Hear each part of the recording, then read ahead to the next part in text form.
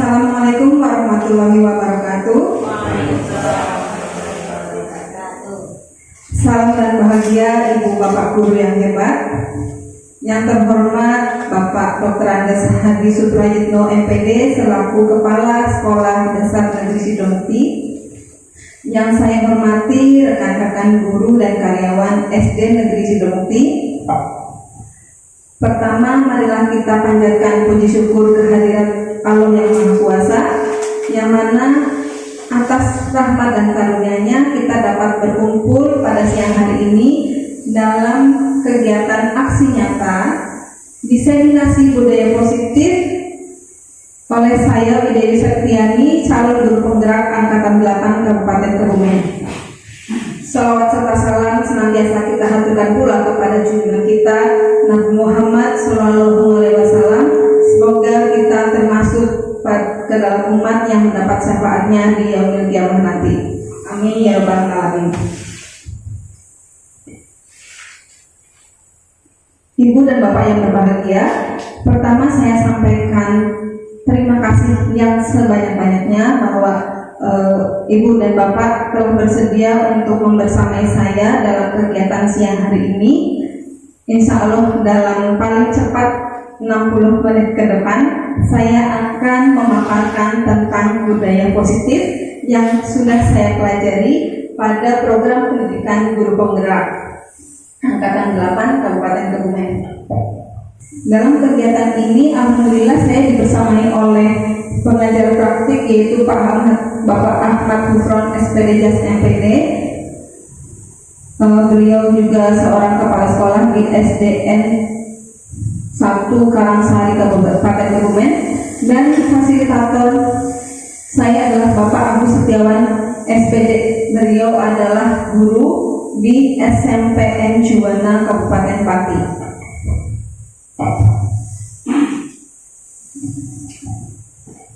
Ibu Bapak yang berbahagia, di sini apa yang saya paparkan di sini bukan dalam hal saya menggurui atau saya saya tidak merasa pintar. Justru saya di sini ingin belajar bersama dengan Bapak Ibu guru, ingin berkolaborasi dan saling mendukung demi terwujudnya budaya positif di sekolah kita tercinta.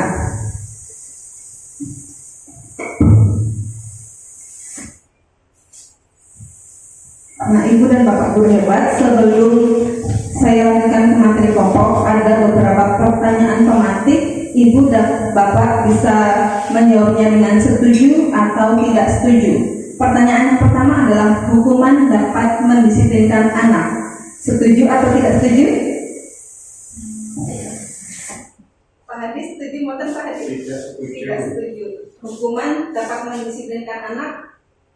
Tidak setuju ya? Pertanyaan yang kedua adalah pemberian hukuman dengan hal positif seperti membaca atau membersihkan halaman sekolah dapat meningkatkan disiplin anak. Hukuman tapi kegiatannya positif dapat meningkatkan disiplin anak. Setuju atau tidak setuju? Setuju, baik. Yang ketiga, memberi penghargaan dapat meningkatkan motivasi belajar anak. Setuju, baik.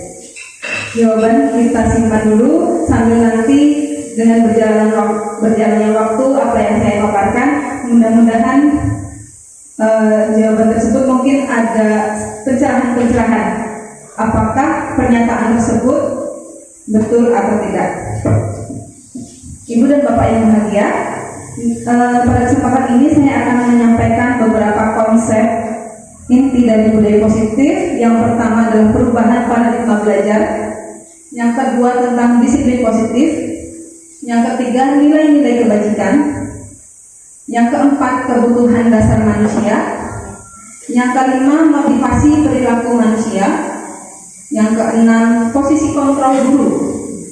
Yang ketujuh keyakinan kelas, dan yang terakhir adalah segitiga restitusi.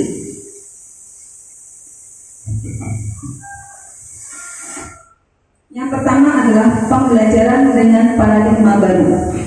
Pembelajaran dengan paradigma baru merupakan pembelajaran yang dirancang berdasarkan prinsip pembelajaran berdiferensiasi, sehingga para peserta didik belajar sesuai kebutuhannya berdasarkan tahap perkembangan sesuai dengan teori psikologi modern untuk mewujudkan profil pelajar yang berhasil. Nah, sekarang kita bermain game dulu sebentar Bapak Ibu guru. Di sini ada kegiatan cobalah buka. Buka apa ya? Nah, di sini petunjuknya sobeklah secari kertas kecil lalu tuliskan benda atau sesuatu yang sangat berharga untuk Anda. Atau kalau misal tidak ada kertas, ya kita bayangkan, Bapak Ibu bayangkan, Ibu dan Bapak sedang memegang sesuatu yang sangat penting, benda atau sesuatu yang sangat penting bagi Bapak dan Ibu guru. Dan peganglah benda tersebut dengan segala daya, Ibu dan Bapak guru pertahankan ya, supaya tidak diambil oleh orang lain. Kemudian tugas teman di sebelah Anda atau Anda bisa membayangkan juga teman Anda mencoba dengan segala cara untuk meminta Anda memberikan benda tersebut. Jadi benda yang sangat berharga tadi diminta oleh teman Anda dengan segala cara. Bisa dibujuk, dirayu, kemudian digoda, digelitik, disuap dan sebagainya. Pokoknya teman Anda itu meminta Anda untuk memberikan hal tersebut, benda tersebut. Nah, coba direnungkan sejenak, kira-kira apa yang akan Anda lakukan? Teman Anda sudah berusaha sekeras mungkin, apakah Anda memberikan hal yang berharga tersebut ataukah tidak? Saya ingin jawaban dari Pak Hadi, kira-kira bagaimana Pak? Benda yang sangat berarti, berharga oleh Pak Hadi, tapi diminta dengan paksa oleh teman, baik dengan rayuan, dengan bujukan, atau bahkan mungkin ancaman begitu. Saya tidak tergoda oleh rayuan, bujukan, karena benda itu sangat berarti bagi kita dan benda itu juga sangat berarti bagi keluarga. Wih, jadi kamu mau bilang? Kira-kira tidak apa itu Pak Hadi? ATM.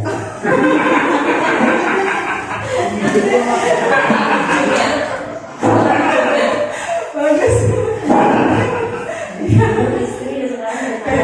Itu memang sangat berarti bagi kita ya. Apa tadi isinya? Isi ATM itu.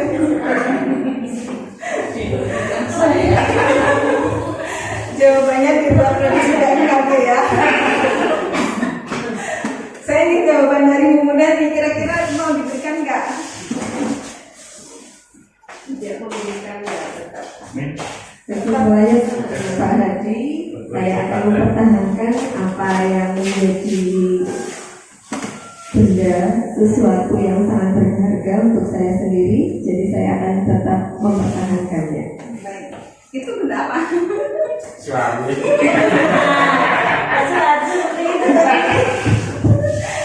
Baik, jawaban dari dua rekan kita, jawabannya adalah tetap mempertahankan benda tersebut meskipun banyak intimidasi, rayuan, gombalan, bahkan ancaman, akan tetap mempertahankan apa yang menjadi hak milik kita, apalagi itu sangat berharga.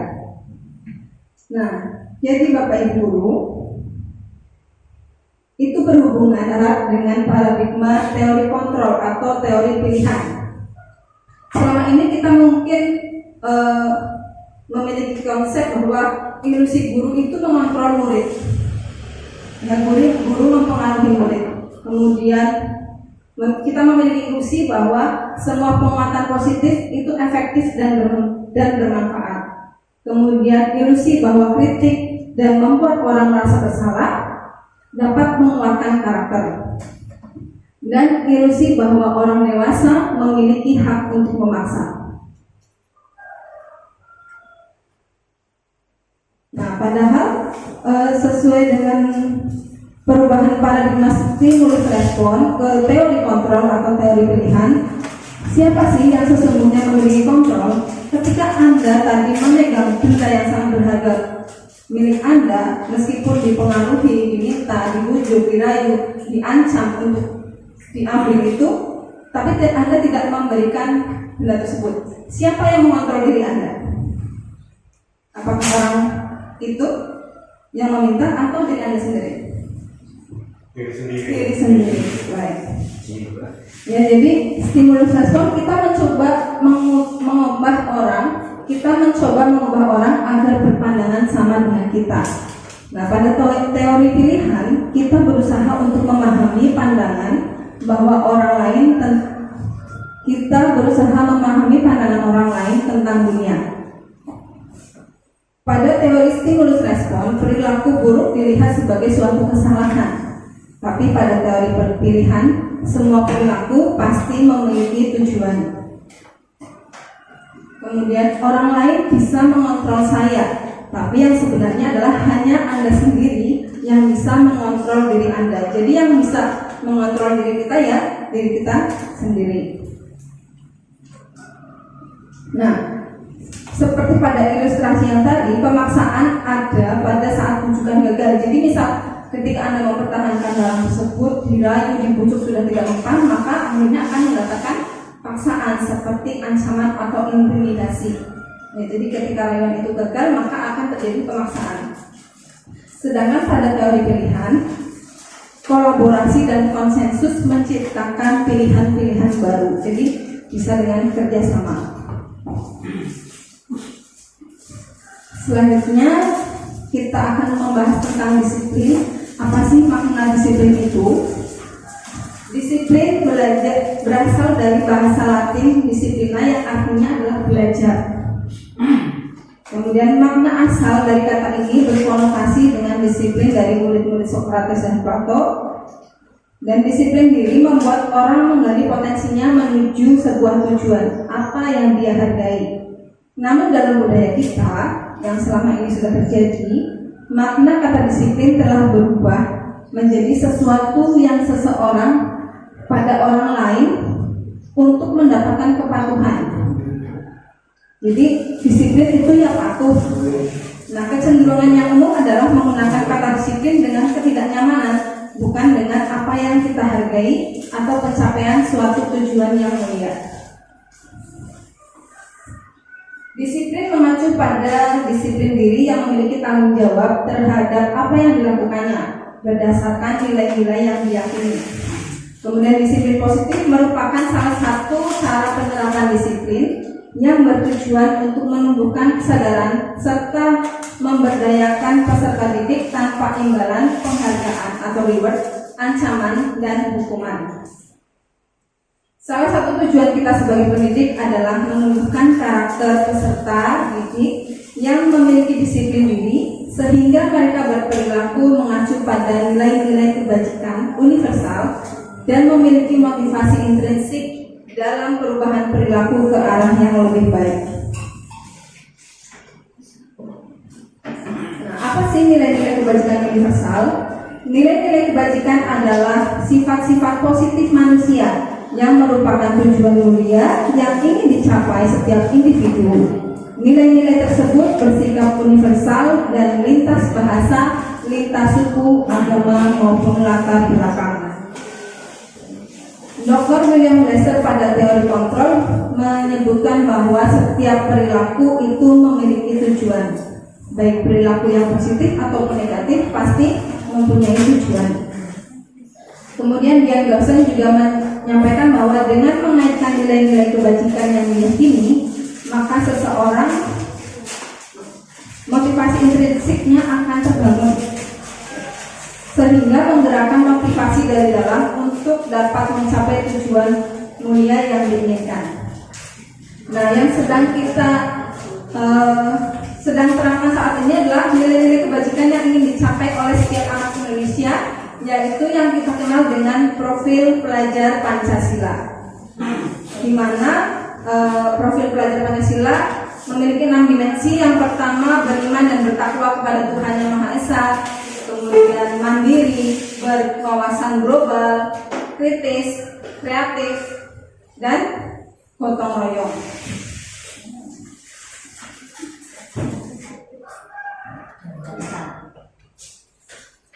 Yang selanjutnya adalah teori motivasi, hukuman dan penghargaan, dan restitusi. Ini berkaitan dengan pertanyaan pemantik yang di awal tadi, bahwa apakah hukuman itu meningkatkan disiplin anak, kemudian apakah penghargaan juga meningkatkan disiplin. Kita mungkin bisa mendapatkan jawabannya di sini.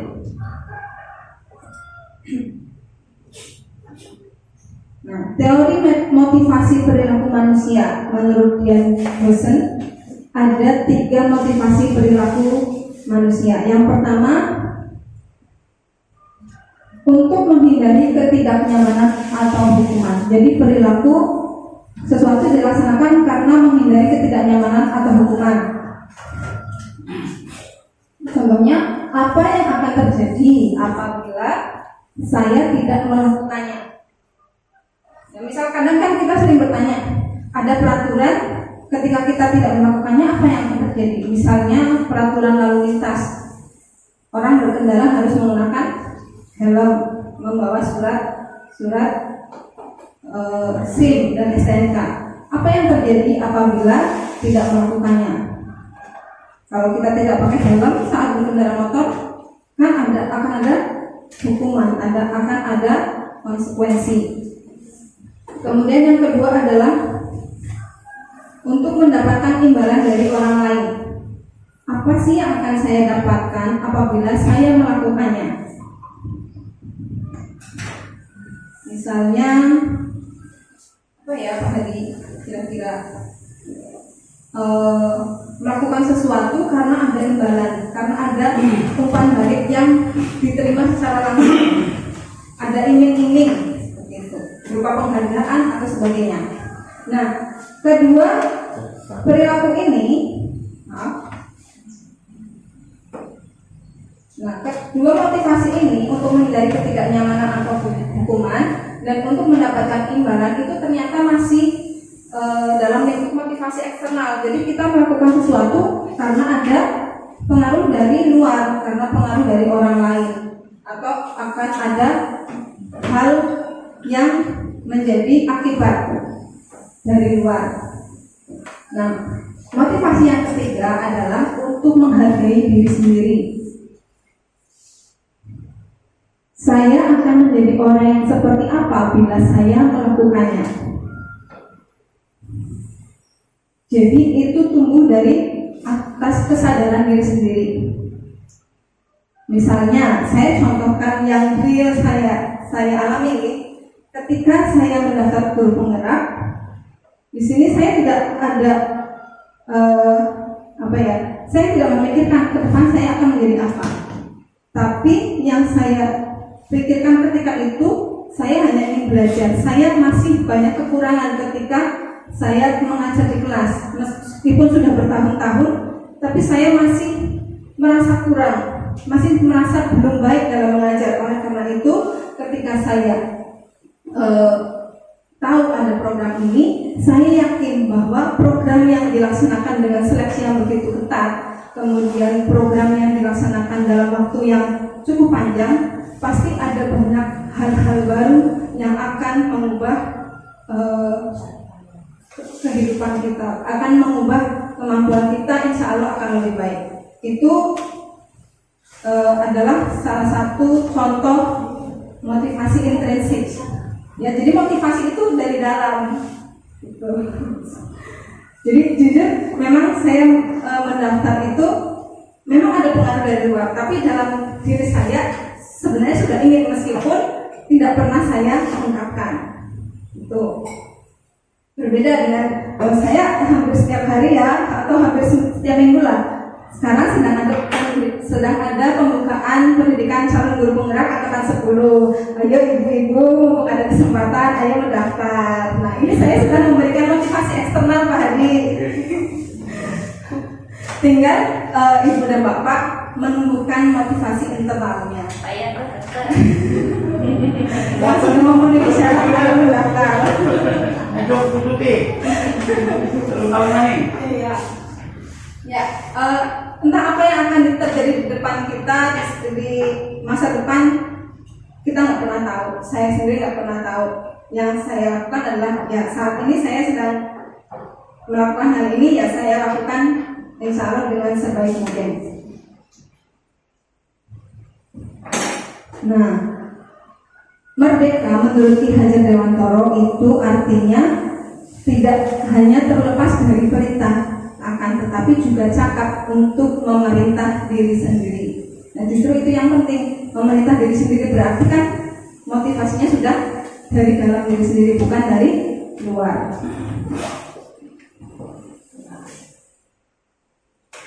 Nah kemudian ini ada hukuman atau konsekuensi, ada kuis Bapak Ibu Guru.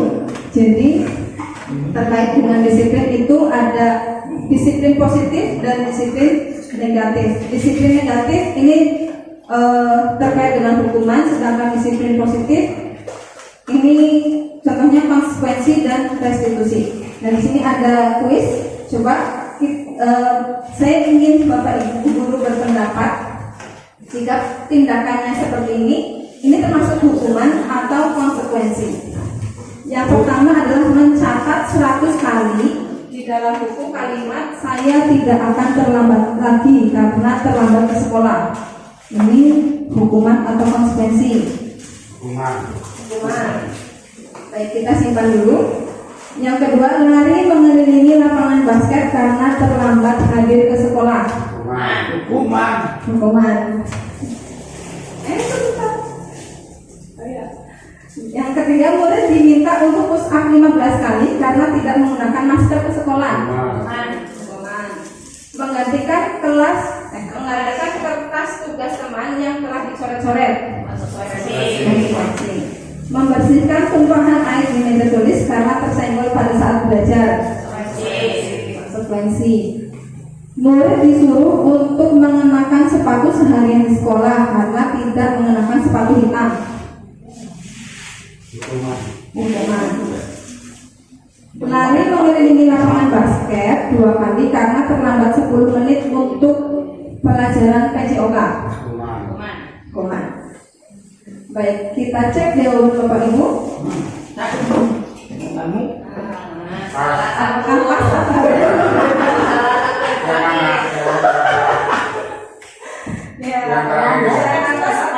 Mencatat 10 kali dan itu hukuman.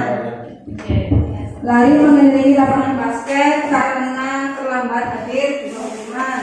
Murid diminta untuk push up 15 kali, hukuman. Menggantikan kertas tugas teman yang telah dicoret-coret itu konsekuensi. Membersihkan tumpahan air konsekuensi. Murid disuruh untuk mengenakan sepatu seharian itu hukuman.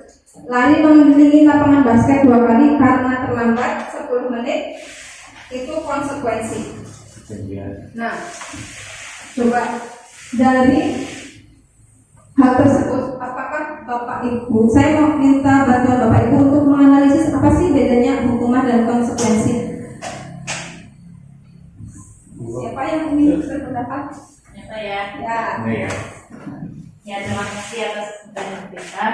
Menurut saya kalau hukuman itu tidak ada korelasinya antara yang dia lakukan, kesalahan yang dia lakukan dengan hukumannya. Sementara kalau konsekuensi, kesalahannya apa, kemudian yang harus dilakukan itu apa, itu masih ada pengaruh baiknya, masih ada pengaruh positifnya, seperti itu. Menurut saya begitu sih. Misal itu ya, saya tidak akan terlambat lagi, lalu dia dihubung dengan cara suruh mencatat 100 kali. Menurut saya nyatet 100 kali itu tidak akan menjamin bahwa dia besok tidak terlambat lagi, kayak gitu. Nah, sementara kalau yang tadi dia mencoret-coret kertas tugas teman, dia itu harus menggantikannya. Itu kan ada efek baiknya gitu, masih nyambung pengaruh positifnya. Menurut saya begitu sih. Mungkin Bu Buta berbeda itu sepertinya. Bu Buta baru setuju. Sangat setuju. Bantunya Mas.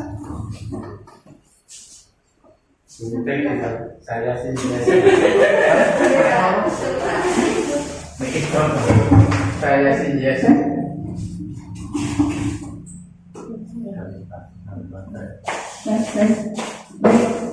Terima kasih atas jawabannya, jawaban Bu Gima yang sangat luar biasa. Beri tepuk tangan dong Ibu. Nanti hadiahnya bisa diambil di toko bangunan. Oh, atau di toko kayu Pak Aman di Dorowati. Saya ngambil di rumah sendiri. Baik, jadi betul sekali apa yang sudah disampaikan oleh Bu Hima tadi, bahwa hukuman itu tidak ada hubungannya dengan, biasanya hukuman yang diberikan tidak ada hubungan dengan apa yang dilakukan, tidak ada hubungan dengan perilaku tadi. Kemudian kalau konsekuensi masih ada hubungannya, atau kalau konsekuensi itu sebenarnya dari peraturan, sudah ada peraturan, sudah ada kesepakatan, tetapi melanggar. Nah, misalnya yang ini, yang paling bawah ya, lari mengelilingi lapangan basket 2 kali karena terlambat 10 menit untuk pelajaran PJOK. Mungkin memang sudah ada peraturan, sudah ada kesepakatan ketika pelajaran terlambat sekian menit, konsekuensinya adalah lari. Nah, di sini pelajaran PJOK konsekuensinya lari juga masih termasuk olahraga. Jadi ada hal positifnya di situ.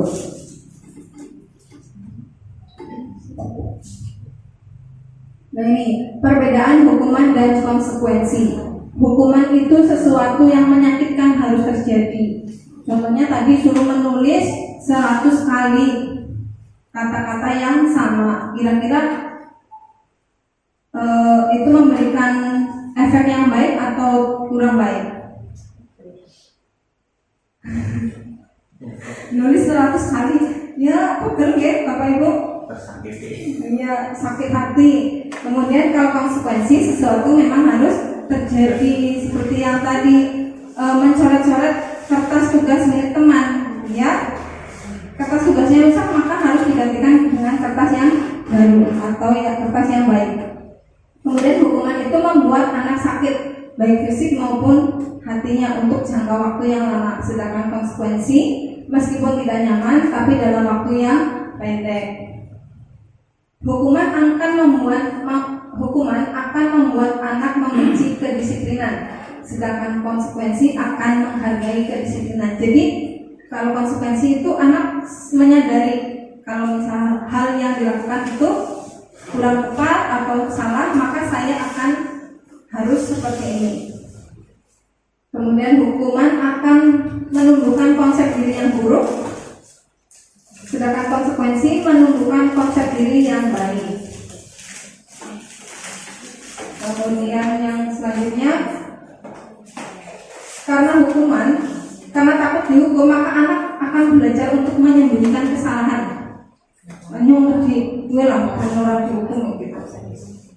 Kemudian dengan konsekuensi maka anak belajar untuk mematuhi peraturan.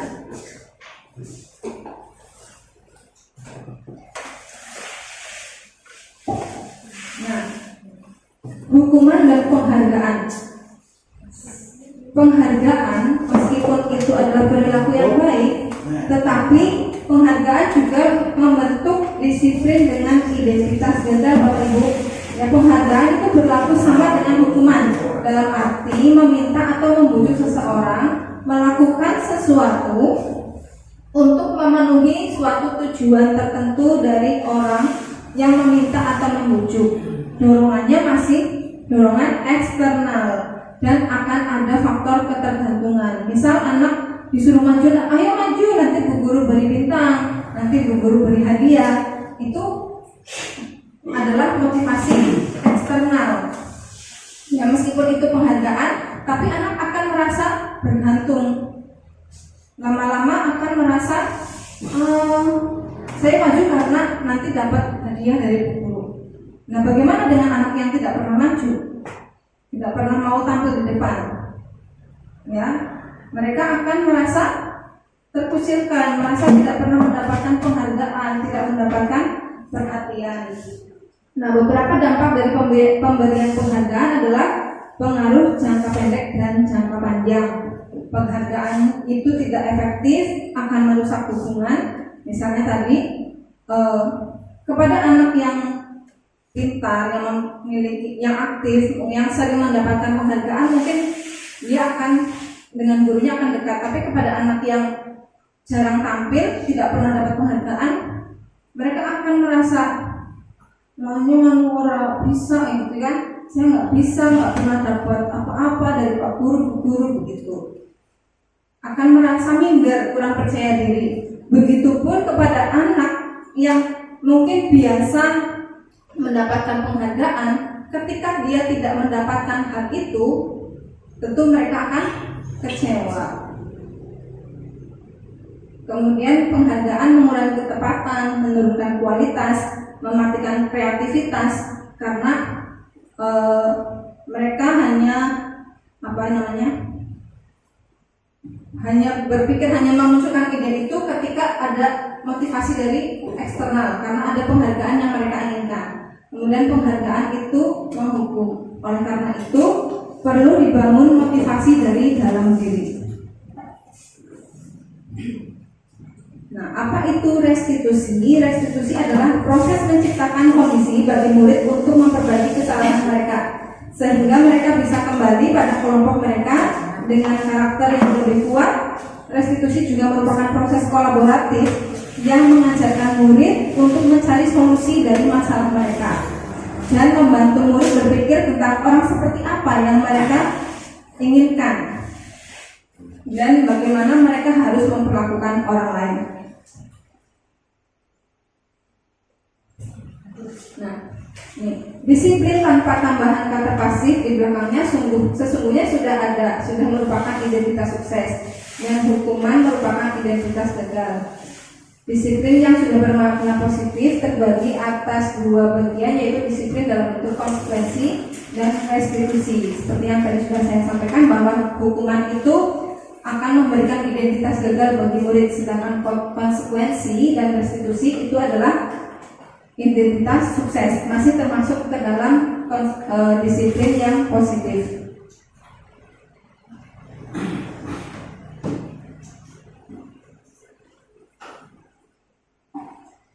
Yang selanjutnya adalah keyakinan kelas. Nah, ini tepat sekali dengan kita saat ini masih dalam masa-masa MPLS, masih awal tahun pembelajaran. Kita biasanya membuat keyakinan kelas atau kesepakatan kelas. Nah, kenapa sih harus keyakinan kelas?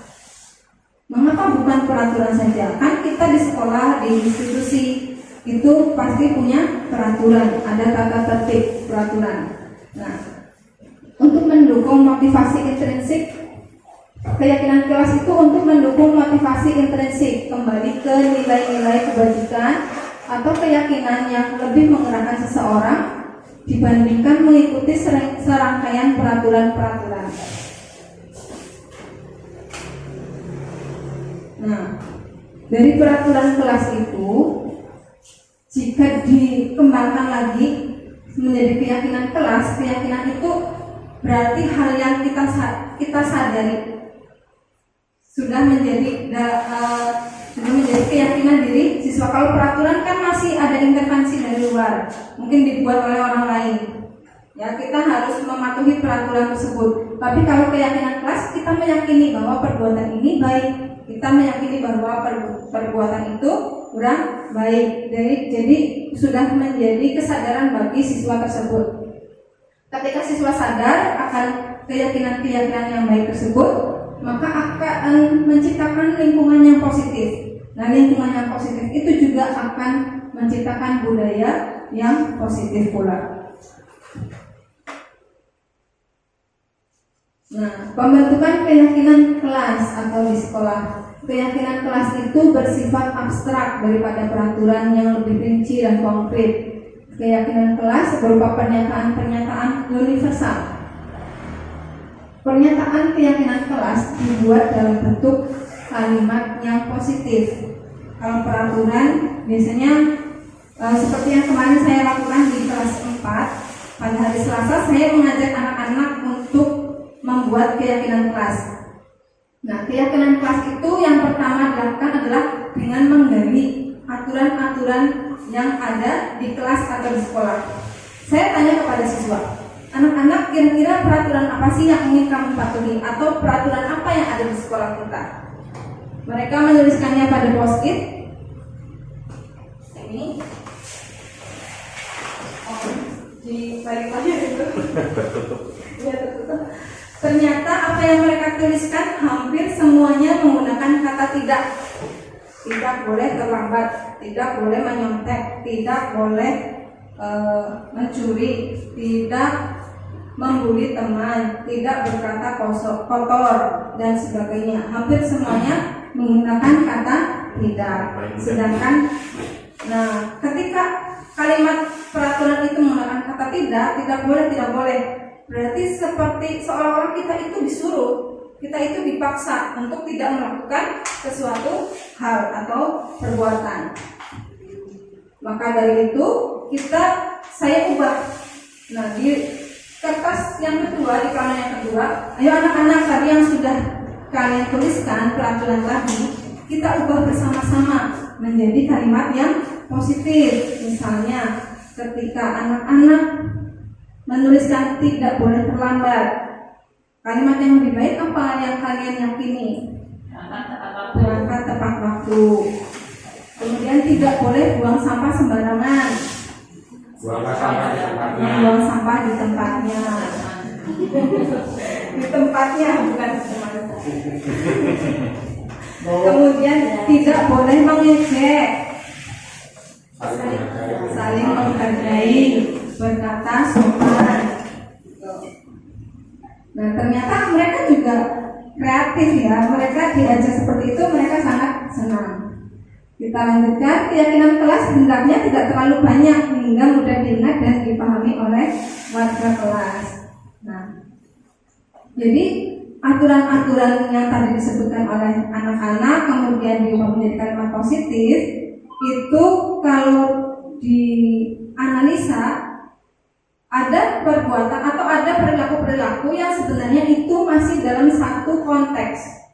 Misalnya ketika harus berkata sopan dengan teman, berkata sopan dengan guru, kemudian meminta izin ketika meminjam barang orang lain, itu masuk dalam konteks keyakinan hormat. Setuju nggak Bapak Ibu? Ya, jadi hormat, saling menghormati itu bisa dalam bentuk dengan berkata yang sopan, berperilaku yang baik, kemudian meminta izin ketika meminjam barang, itu masih dalam satu keyakinan, misalnya hormat tadi. Nah, keyakinan kelas sebaiknya sesuatu yang dapat diterapkan di lingkungan tersebut. Jadi keyakinan itu tidak perlu yang muluk-muluk, tapi yang bisa dilakukan. Kemudian semua warga kelas hendaknya ikut berkontribusi dalam pembuatan keyakinan kelas lewat kegiatan curah pendapat. Seperti kemarin saya menggunakan post-it. Anak-anak menulis di kertas kecil, karena ketika saya tanya secara langsung, ya hanya 1-2 saja yang menjawab. Sama seperti kegiatan waktu diskusi visi, yang KKB juga, kalau misalnya ditanya secara langsung, diskusi langsung, pasti hanya 1-2 saja yang menjawab. Tapi ketika mereka diminta untuk menulis, maka semuanya akan memberikan pendapatnya, akan menuliskan. Dan di luar dugaan, ternyata mereka yang bisa berpendapat, pendapatnya bagus-bagus. Kemudian keyakinan kelas yang dibuat itu perlu ditinjau kembali dari waktu ke waktu, apakah keyakinan tersebut masih cocok atau tidak diterapkan.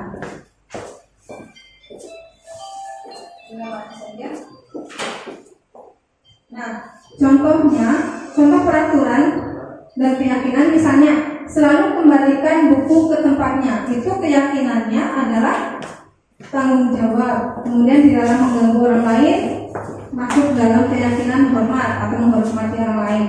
Hadir sekolah 15 menit sebelum pembelajaran dimulai, itu juga hormat, karena kita menghormati. Misalnya kita berangkat sekolah atau kita ada KKG iklan undangan jam sekian, undangan jam 8, kita hadir jam 8 tepat atau sebelum itu, karena kita menghormati narasumber yang mungkin juga sudah hadir. Kemudian dilarang melakukan kekerasan. Keyakinan kelasnya juga termasuk masih menghormati orang lain. Jadi keyakinan hormat itu sangat luas konteksnya. Bergantian atau menunggu giliran, antri juga masih masuk dalam keyakinan menghormati orang lain, bersabar. Ini beberapa dokumentasi saya ketika kemarin bersama anak-anak melaksanakan menyusun keyakinan kelas.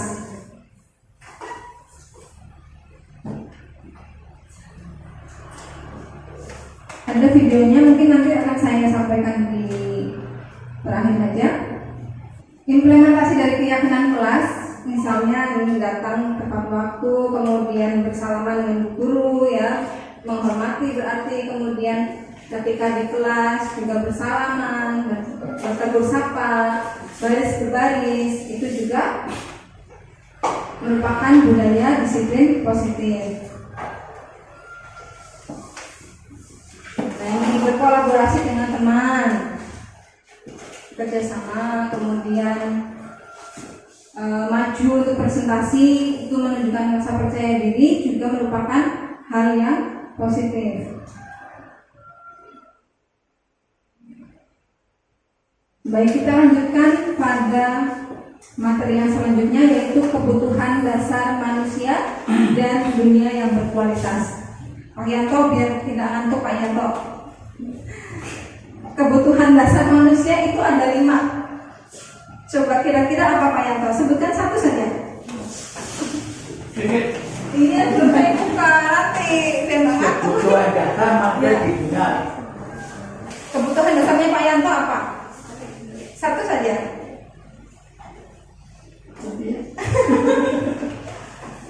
Beruntung ya. Oh, ya setiap hari dipenuhi.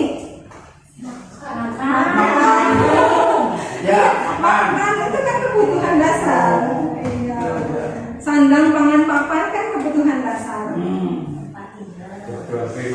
Primer malah harus dipenuhi. Kemudian selain itu, kalau sandang, pangan, papannya itu adalah kebutuhan untuk bertahan hidup. Itu masuk ke dalam kebutuhan fisik. Nah, tapi di samping kebutuhan fisik ada juga kebutuhan psikis, rohani. Kira-kira ada yang ingin berpendapat, Bu Lina, kebutuhan rohani Bu, apa Bu kira-kira Bu? Yang lebih ke psikis?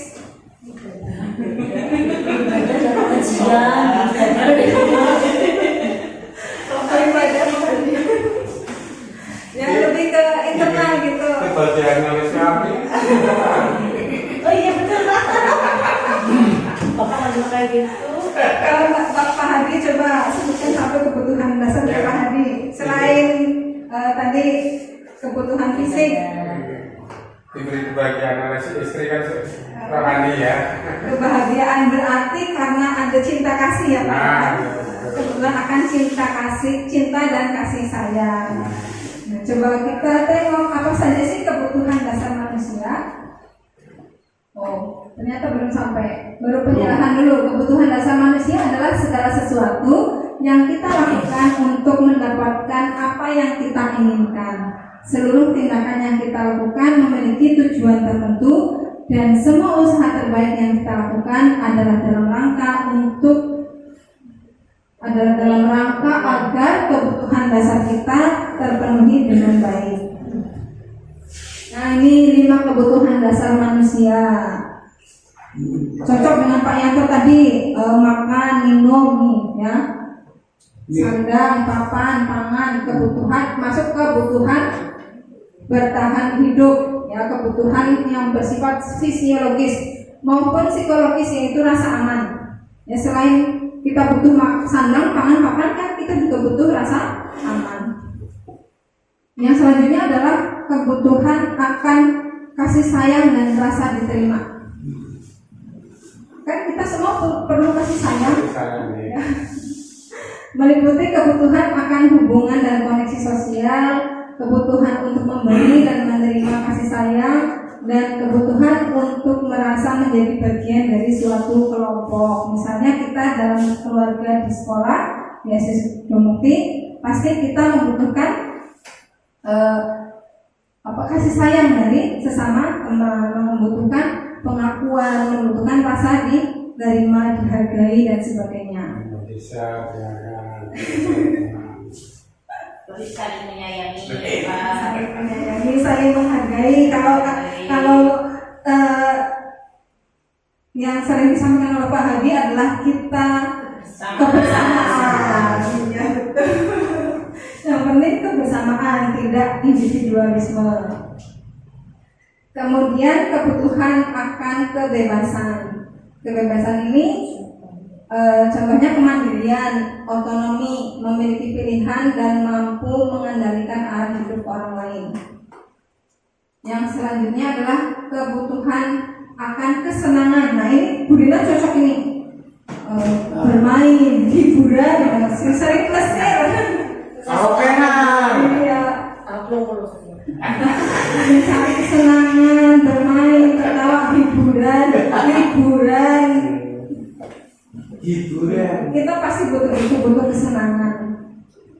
Kemudian adalah yang terakhir, kebutuhan akan penguasaan, yaitu kekuatan untuk mencapai sesuatu, menjadi kompeten, menjadi terampil, untuk diakui atas prestasi dan keterampilan kita, didengarkan dan memiliki rasa harga diri. Kebutuhan akan penguasaan contohnya ya, kita ketika ingin bisa melaksanakan sesuatu pasti belajar. Pak Guru, Bu Guru ingin menambah angka kredit supaya lebih cepat yang melakukan pengembangan diri. Kalau hanya mengandalkan pembelajaran 1 tahun hanya 10,5 ditambah yang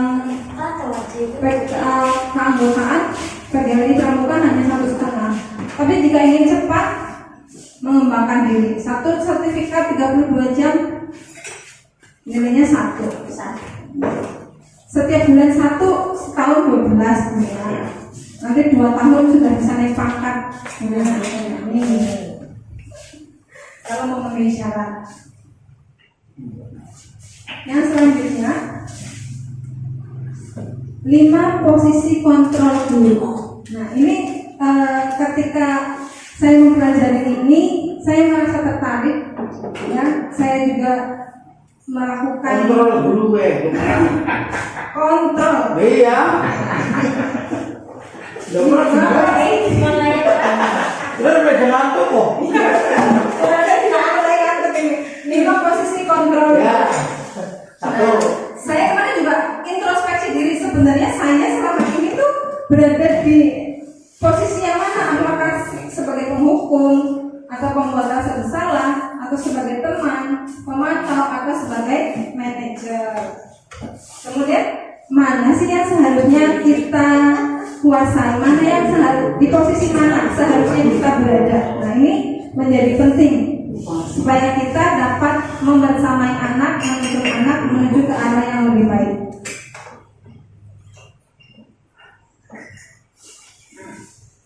Contoh penerapan posisi kontrol guru. Di sini ada kasus bahwa siswa tidak memakai atribut lengkap saat upacara bendera. Nah, ketika guru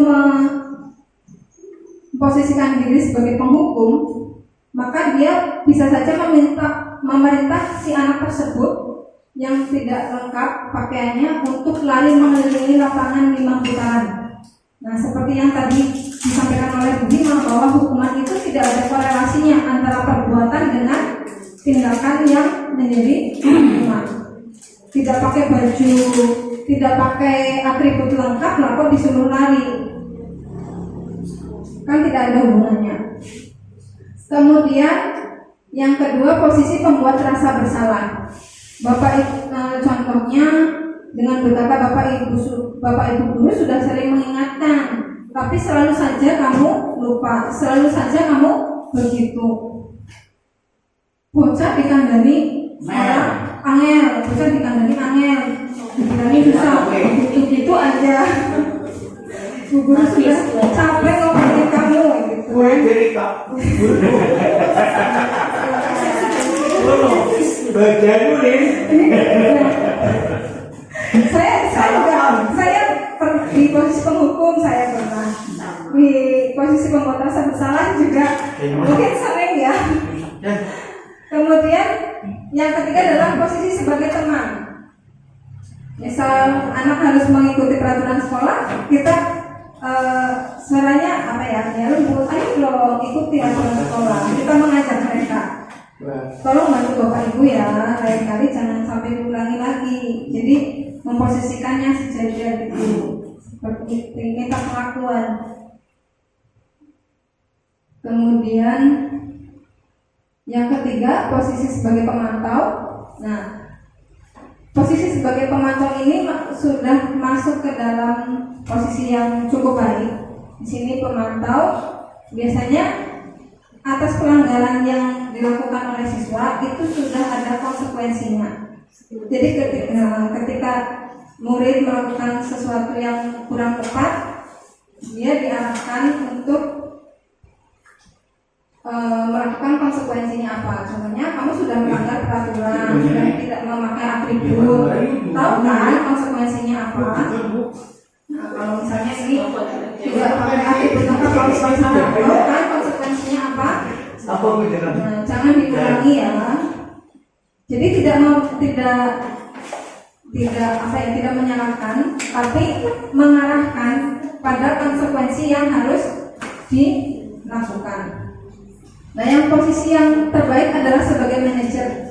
Sebagai manajer di sini tidak mencari kesalahan, tidak menyalahkan, tapi menggali. Ya, menggali apa sih? Menggali kesadaran anak tersebut.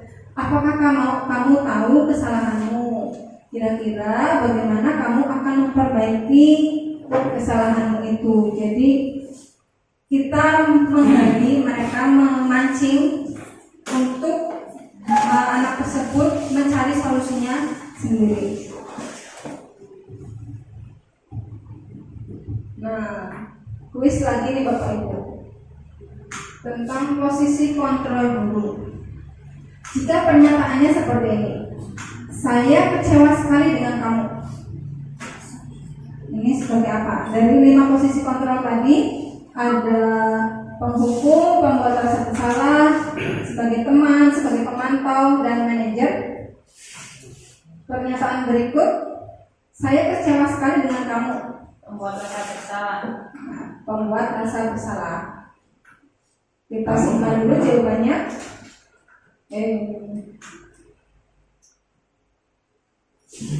Kemudian kamu tidak pernah benar melakukannya. Membuat rasa bersalah. Membuat rasa bersalah. Ayolah lakukan demi saya ya. Nah, apakah kamu mau mendapatkan stiker bintang hari ini? Manajer ya. Apakah kamu mau mendapatkan stiker bintang hari ini? Manajer mau. Memantau. Pemantau. Manajer, saya manajer. Manajer gue. Kemudian yang berikut, bagaimana kamu bisa menyelesaikan masalah ini? Silakan ya.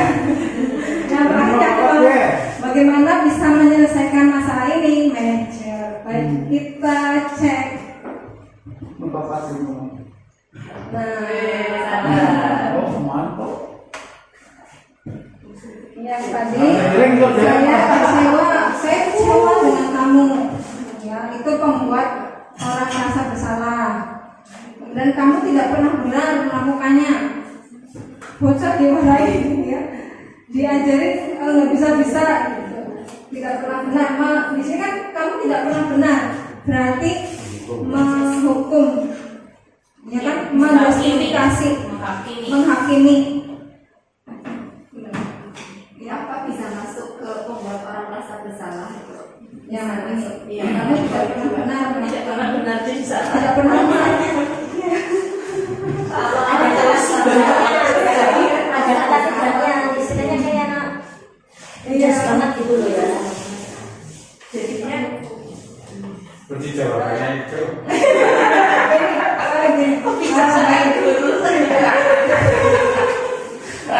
Apa soalnya salah? Nanti kalau berubah lagi itu dengan Mbak. Baik, Kalau saya baik, asumsi saya begini. Di sini kalau membuat orang merasa bersalah, ya, saya kecewa sekali dengan kamu. Jadi kayak ada efeknya juga terhadap orang tersebut gitu. Jadi kepada saya misalnya, saya kecewa sekali dengan hal. Jadi saya posisi guru di sini juga merasa kecewa, merasa kan efek dari perbuatan tersebut gitu, atau gimana ya? Rasanya yang lebih Itu kemarin saya rasakan ketika murid saya nyolong lele. Saya kecewa sekali gara-gara. Berarti membuat orang merasa bersalah ya. yang kamu tidak pernah benar melakukannya. Jadi ada kalimat yang menghakimi Mengayak lo. nggak pernah benar. Mama hukuman weh. Kamu tidak pernah. Ya, Kamu tidak pernah benar melakukannya. Coba menurut Pak Yanto, apakah penghukum atau pembuat merasa bersalah? Kayaknya menurut saya itu membuat masalah bu.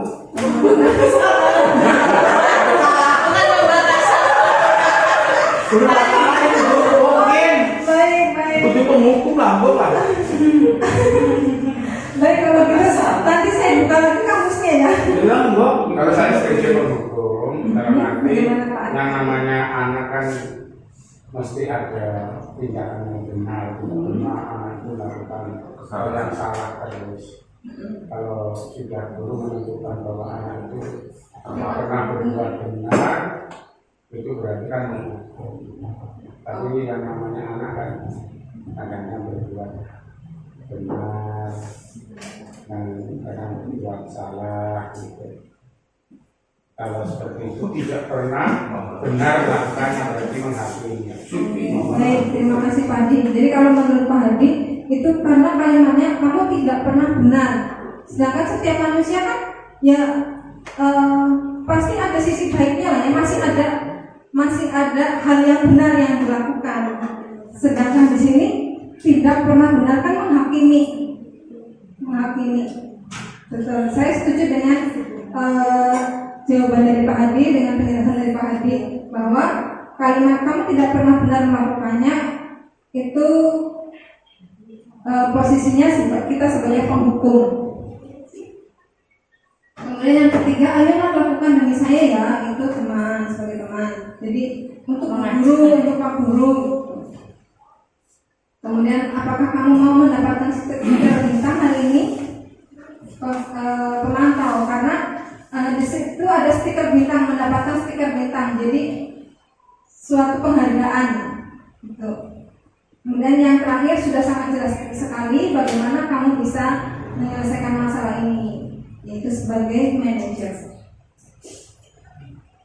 Nah, yang ini insya Allah materi yang terakhir yaitu segitiga restitusi, yaitu proses dialog yang dijalankan oleh guru agar menghasilkan murid yang mandiri dan bertanggung jawab.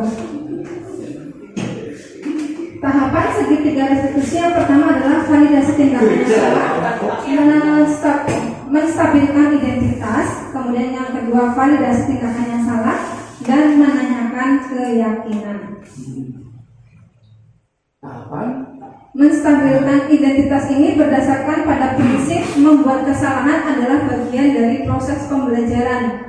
Jadi orang berbuat salah itu sebenarnya hal yang wajar. Tidak ada orang yang lempeng-lempeng banget, pasti pernah berbuat salah, sekecil apapun pasti pernah, kecuali Nabi. Siapa itu? Setiap orang pasti ada berbuat salah gitu. Nabi pun salah. Bahkan Nabi pun salah, Nabi pun pernah salah ya, apalagi kita Yang tidak pernah salah itu wanita.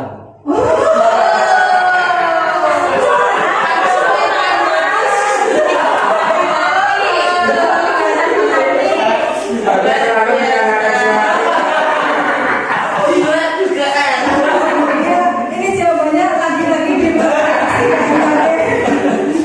Ya selalu menyalahkan suami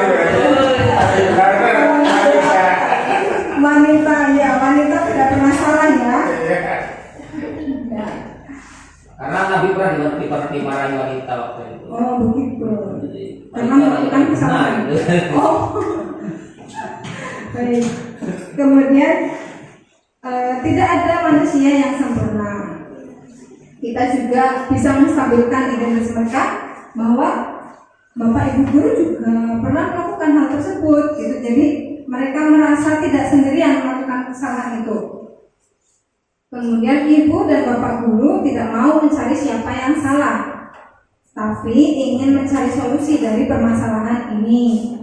Kemudian kita bisa menyampaikan ke anak bahwa kamu berhak merasa demikian. Tahapan yang kedua adalah validasi tindakan yang salah. Ini dilaksanakan berdasarkan prinsip bahwa setiap perilaku berupaya untuk memenuhi suatu kebutuhan tertentu. Seperti yang sudah disampaikan tadi bahwa setiap perilaku itu memiliki tujuan. Contoh kalimat-kalimat yang bisa disampaikan adalah kamu pasti punya alasan mengapa melakukan hal itu. Misalnya tadi yang kasus anak tidak memakai atribut lengkap pasti ada alasannya. Kemudian padahal kamu bisa melakukan yang lebih buruk dari ini ya. Kamu patut bangga karena telah melindungi sesuatu yang penting buatmu.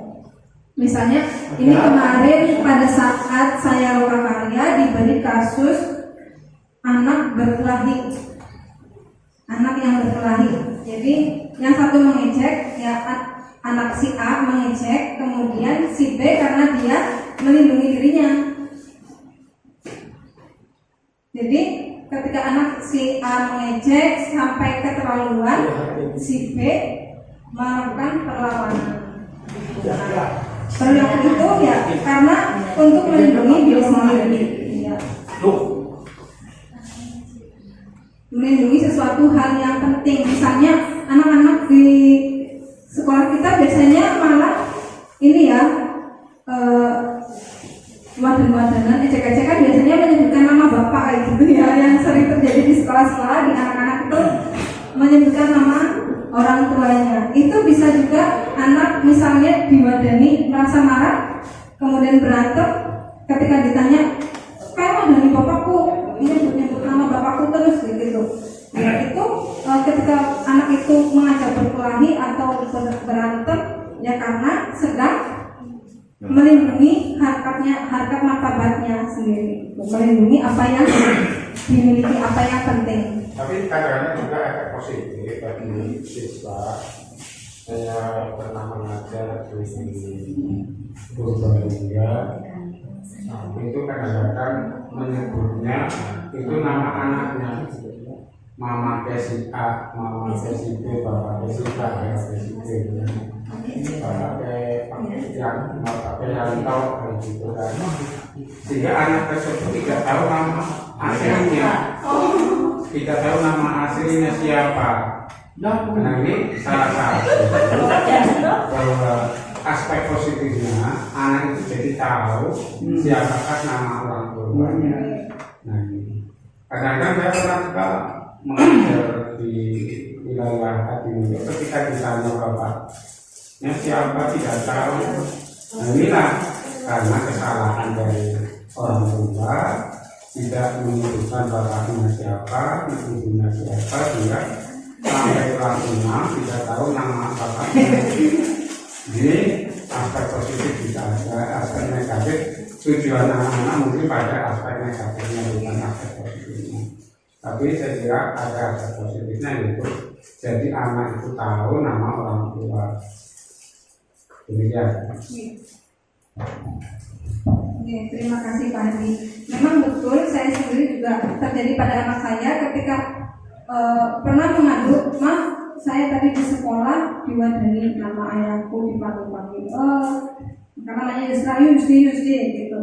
Terus memangnya kenapa kalau kamu dipanggil nama ayahnya? Ya nggak apa-apa. Kamu marah? Ya enggak sih, bener kan nama ayahmu itu? Ya bener, ya sudah, nggak apa-apa. Berarti ayahmu terkenal, ayahmu dikenal oleh teman-teman yang lain, kayak gitu. Saya membawa anak saya, nggak usah marah, gitu. Selama nama yang disebutkan benar, nama yang disebutkan tidak diplesetkan, ya memang kenapa? Bilang saja, kenapa panggil-panggil bapakku, pengen ketemu sama bapakku, pengen sama bapakku, gitu aja. Cuma kan kadang ketika mungkin anak yang jahil usil menyebut namanya sampai dipelesetkan. Kemudian emosi anak kan juga berbeda-beda, ada yang cuek, ada yang merasa tersinggung dan sebagainya. Nah, ketika mungkin ada anak yang tersinggung ketika dipanggil nama ayahnya, kemudian dia ikut melawan, ikut madani, begitu kan? Di situ juga meskipun itu salah, tapi dia dalam rangka untuk melindungi hal yang penting dari dirinya. Dan yang terakhir, kamu melakukannya karena mempertahankan sesuatu yang penting bagimu. Tahap yang terakhir adalah menanyakan keyakinan. Nah, ini adalah hubungannya dengan keyakinan kelas yang sudah disampaikan di awal dan keyakinan-keyakinan kelas yang sudah kita bentuk bersama anak-anak di sekolah, yang sudah kita sepakati bersama di kelas. Jadi nanti misal terjadi anak melakukan pelanggaran, kita tanyakan, kita kan sudah punya kesepakatan, kita punya keyakinan, kamu melakukan seperti itu, berarti keyakinan apa yang sudah kamu langgar? Keyakinan apa yang sudah kamu tidak patuh? Kemudian apa? Karena kamu sudah melakukan hal itu, apa yang akan kamu lakukan? Ya, kita akan menggali solusi-solusi itu dari siswa itu sendiri. Kemudian nilai-nilai apa yang telah disepakati bersama, seperti apa gambaran sebuah kelas yang ideal menurutmu, dan kamu ingin menjadi orang yang seperti apa. Nah, ini praktik segitiga institusi. Nanti saya tanyakan. Bisa pakai sinetron ya. Ini ke akhir Pak. Saya tanyakan salah satu praktik segitiga institusi yang sudah saya lakukan. Apa kabarnya?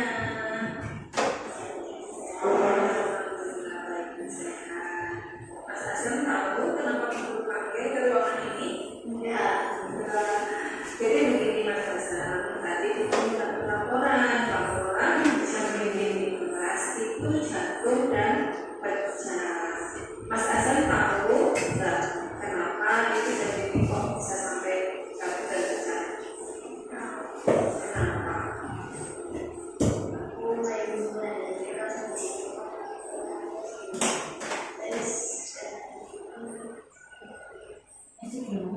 Saya lagi kelas lagi, Mas Hasan bermain bola, terus bermain bola dari atas.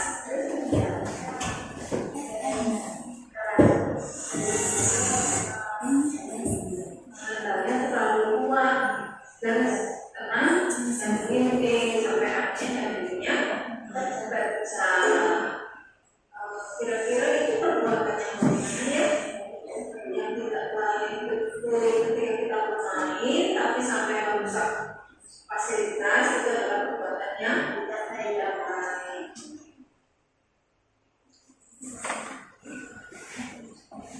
Apapun dengan apa, ya, karena semua orang juga pasti punya kesalahan, bahkan melakukan kesalahan.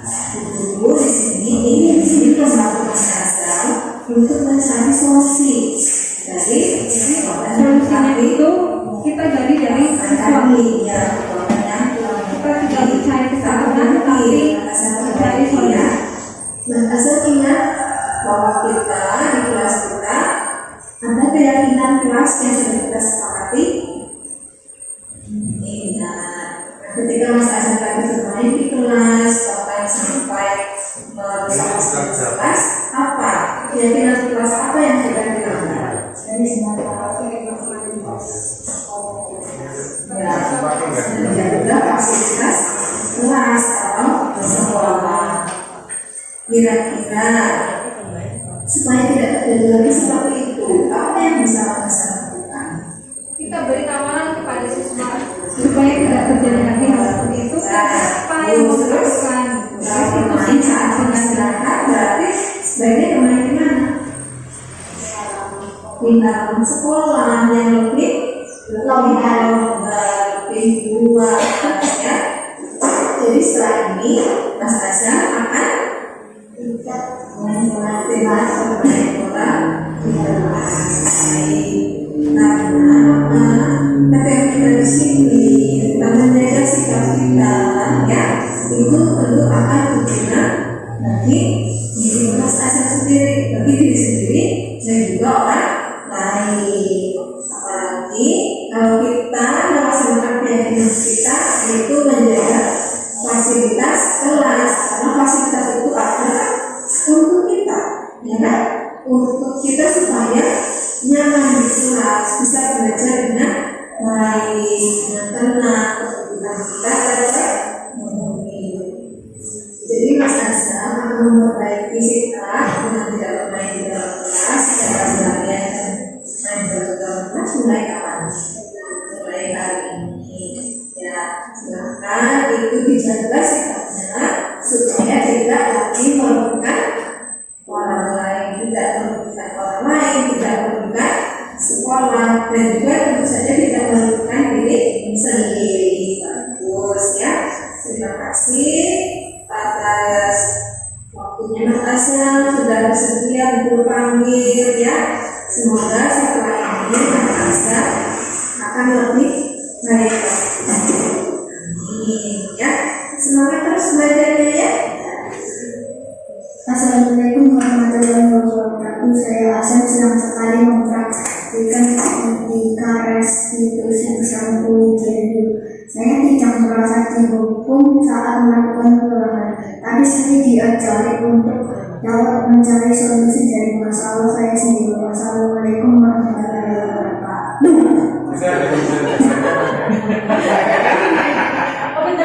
Belajar banget. Itu betek beberapa kali Pak.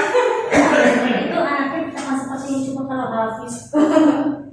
Tapi yo masuk Tidak bisa diam ya. cek tuh, cek sampakan orang kayak gitu tadi tuh. Oh iya. Apa cek apa? Sampakan orang. Azam itu kayak Bahkan lu saya bakat.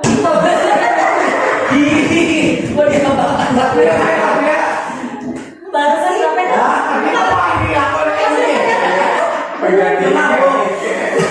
tapi penting loh sih kalau saya ini coba kalau Hafiz. iya Azam. Berarti manggil satu kan bisa seribu. Iya terlihat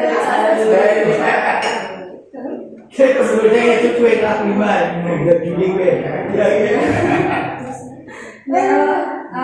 Azam tadi memang apa ya, beberapa kali melakukan hal yang kurang pas, tapi insya Allah tidak seburuk yang satunya. Ya, kemudian untuk menangani hal anak-anak tersebut juga ya kita mudah-mudahan setelah ini kita dapat menerapkan segitiga restitusi, mulai dari menstabilkan identitas anak, kemudian memvalidasi tindakan yang salah, dan menanyakan keyakinan yang pada akhirnya anak akan mencari solusi dari apa yang dilakukannya. Jadi kita tidak menghukum, tidak menjadi orang yang membuat anak menjadi merasa bersalah, tapi semoga ke depan kita dapat berperan sebagai manajer bagi mereka.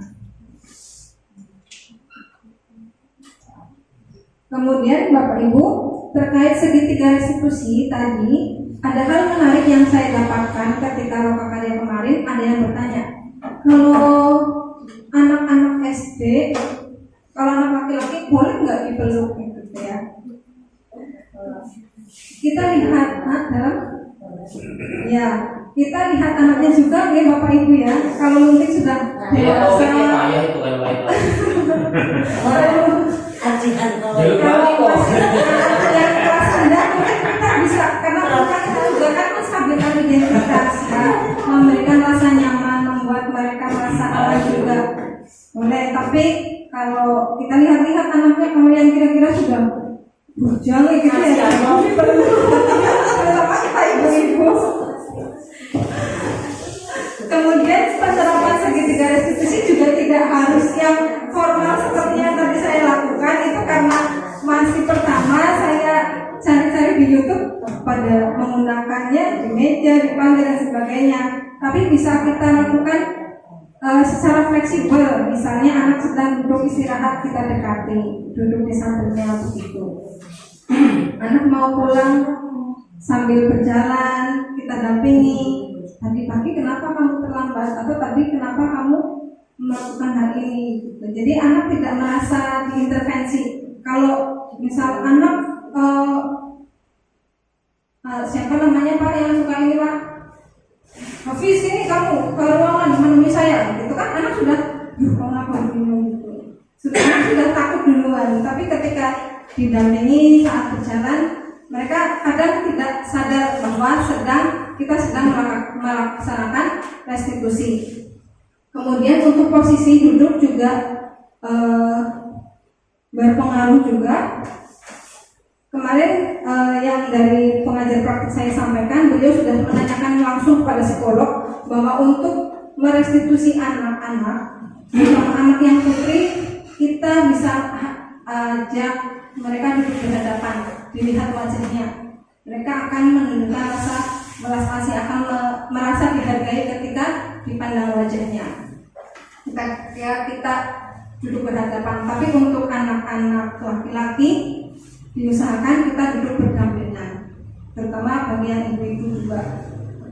Jadi kalau untuk merestitusi anak laki-laki, gunakan posisi duduk bersebelahan atau berdampingan.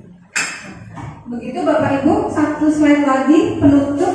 Dalam penerapan program disiplin positif, hendaknya guru memiliki standar kompetensi kepribadian, profesional dan sosial yang baik, di mana guru mampu merefleksi dirinya dalam posisi kontrol saat ini. Bagaimana perjalanan dirinya sebagai among atau manajer yang menuntun murid-muridnya menjadi insan yang mandiri, merdeka, dan bertanggung jawab. Demikian Bapak Ibu Guru, diseminasi budaya positif yang saya sampaikan siang sore hari ini. Mudah-mudahan bermanfaat. Apa yang saya sampaikan bukan dalam rangka mengajari, tapi saya sendiri juga masih belajar, masih belum tahu banyak hal. Ini saja juga saya masih textbook, belum dipahami benar-benar.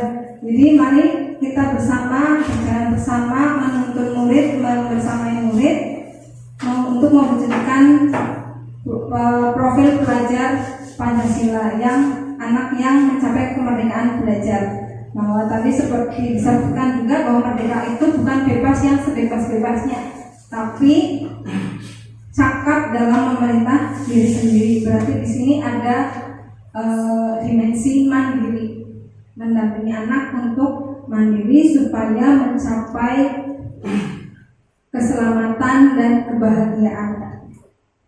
Demikian Bapak Ibu yang dapat saya sampaikan. Saya akhiri. Assalamualaikum warahmatullahi wabarakatuh. Waalaikumsalam warahmatullahi wabarakatuh. Ini saya mohon tanggapan dari Bapak Haris Praetno. Di tayangan dulu itu yang menghakimi.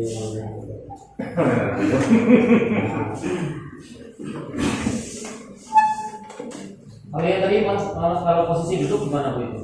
Yang Posisi duduk tadi Bu. yang saya katakan saya. Ya tadi yang apa? Ya dapat tadi. Samping dan depan tadi ya. Oh, kalau misalnya si anak Iya. anak cewek itu kalau dia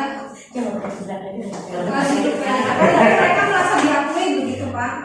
Misalnya begini, boleh apa tidak kita memposisikan anak itu kita duduk gini Bu, nah di bawah gitu, boleh nggak? Terus Contohnya. kita duduk di atas anak di bawah mereka. Oh itu. Itu berarti kan posisinya bukan sedang merestitusi yang positif, tapi sudah menjadi kamu itu orang gitu kan? Berarti sudah menghukum, menjadi penghukuman yang pembuatan satu salah. Bentuk alamat. Jadi nanti disiplin akan negatif.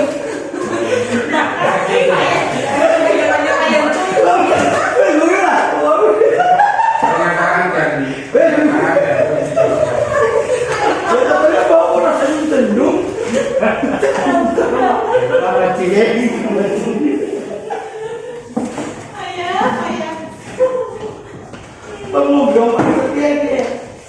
apa. Iya Pak. Ya Pak. Terima kasih kepada Bu Yayu yang telah menyampaikan diseminasi budaya positif di dalam sekolah, dengan harapan apa yang disampaikan akan menjadi kontrol bagi guru dalam menindak kepada siswa ketika anak melakukan suatu kegiatan yang tidak sesuai dengan tata tertib di sekolah, dengan harapan Bapak Ibu guru tidak menghakimi siswa atau menghukum siswa bahwa siswa ternyata juga punya kemampuan, punya kompetensi yang lain, sedangkan kadang-kadang juga siswa bersalah karena juga siswa melakukan hal yang baik. Jadi hal inilah yang membuat kita harus berhati-hati, jangan terlalu menghakimi atau menghukum siswa. Kemudian di dalam tindakan berikutnya, kadang-kadang guru juga harus memperlakukan anak seperti teman, sehingga dengan harapan guru itu juga sangat dekat dengan teman, tapi jangan terlalu dekat. Kalau kadang-kadang terlalu dekat dengan guru atau dengan siswa, sehingga kadang-kadang teman siswa tidak bisa menghormati kepada gurunya. Jadi ada batasan-batasan tertentu walaupun menganggap siswa sebagai teman. Berikutnya, seperti apa yang disampaikan tadi, bahwa diharapkan guru itu sebagai manajer ya, untuk menyelesaikan masalah tanpa merendahkan dan menghukum siswa.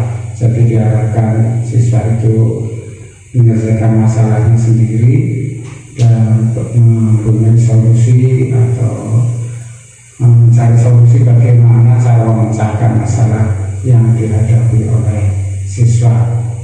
Dan juga dengan harapan guru itu jangan membuat orang merasa bersalah ya, sehingga kadang-kadang kalau siswa merasa bersalah, siswa akan rasa kecewa sekali kepada gurunya. Hanya itu yang perlu saya sampaikan, yang intinya kegiatan diseminasi budaya positif sangat penting bagi kita dan pengetahuan yang baru bagi kita, agar kami di dalam melaksanakan kegiatan belajar mengajar kegiatan di sekolah diharapkan sesuai dengan aturan yang ada.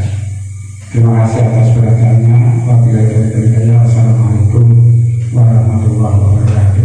Waalaikumsalam warahmatullahi wabarakatuh. Luar biasa siang hari ini kita dicerahkan oleh ilmu keguruan yang tidak kita dapatkan di perguruan tinggi, bahwa seorang siswa ternyata memiliki posisi yang mulia di hadapan pendidik dan pendidikan, bahwa seorang siswa tidak bisa kita serta-mertakan bersalah dan kita hukum secara brutal.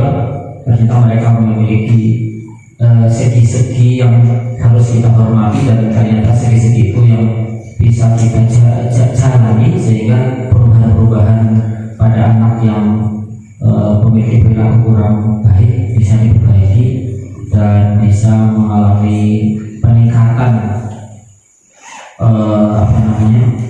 perilaku yang lebih baik yang sesuai dengan oleh guru. Terima kasih Bu. Sama-sama Pak Ridho.